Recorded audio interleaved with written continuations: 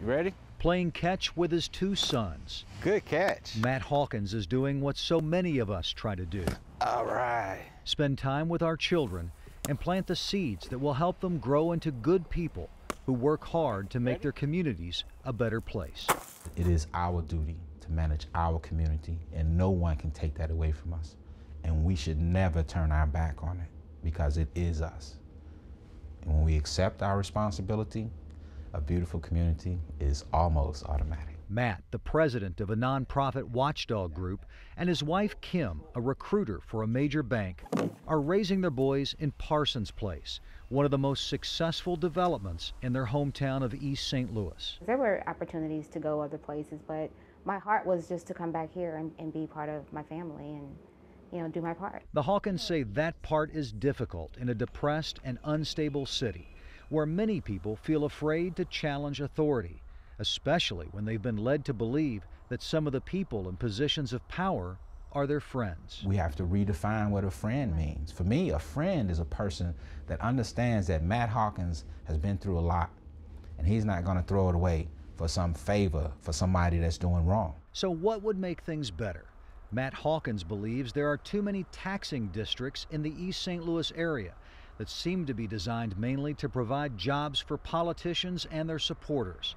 If you eliminate what he calls wasteful spending at local townships and the election board, he believes it will reduce the impact of corruption and increase the amount of money available for services like code enforcement and public works. What is it like to try to fight for the truth in East St. Louis?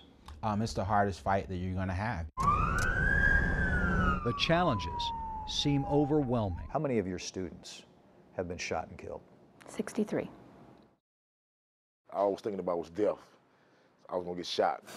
At the Emerson Park School and Job Training Program, students like Rico Perkins. Can you imagine before your 14th birthday, you're like, Lord, am I gonna live to see 14? Am I gonna live to see 15? And Elena Burries try to survive the violence that has devastated the city. My whole world just came tumbling down right on top of me when they told me that he got shot.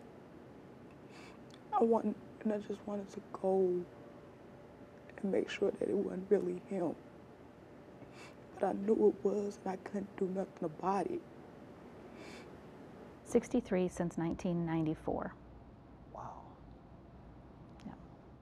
Emerson Park's executive director Vicki Forby works with young adult students, many of them committed to turning their lives around and giving back to the community, but often finding little opportunity to work in the city and help rebuild it. I think people have done what they had to do to survive, and I think people will do that in any part of this world. And at times, it's a seemingly impossible task. What was it like to look over your shoulder all the time?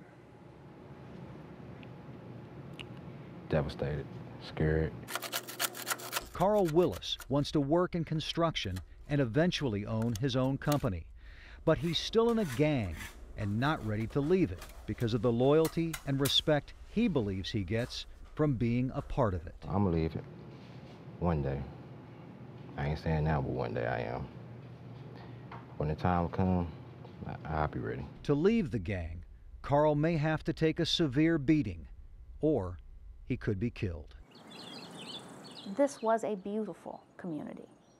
This can be a beautiful community. Forby says the time has come to take drastic actions, like closing nightclubs and liquor stores at 10 p.m.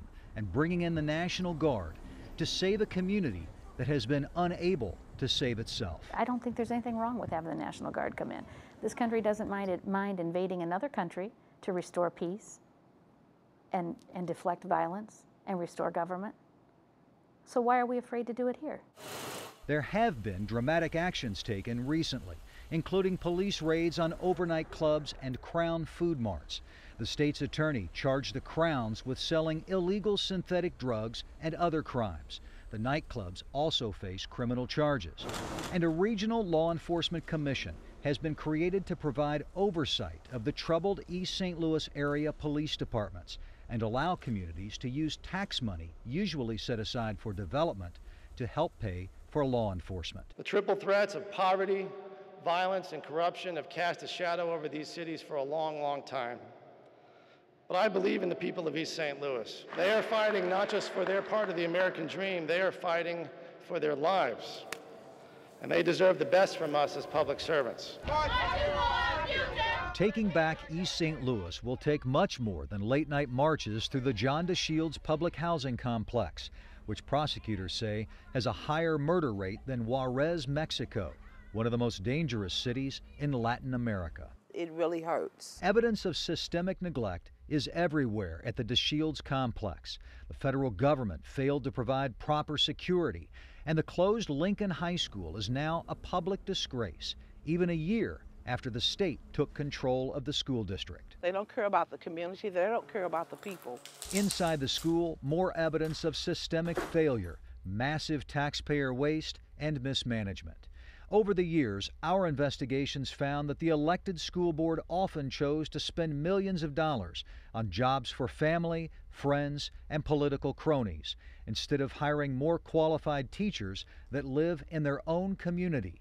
Now it sits as the latest reminder that something once treasured is now trashed. Until you understand the tough work of building a community, you cannot really appreciate it. And we want to appreciate our community. We want our community to appreciate us.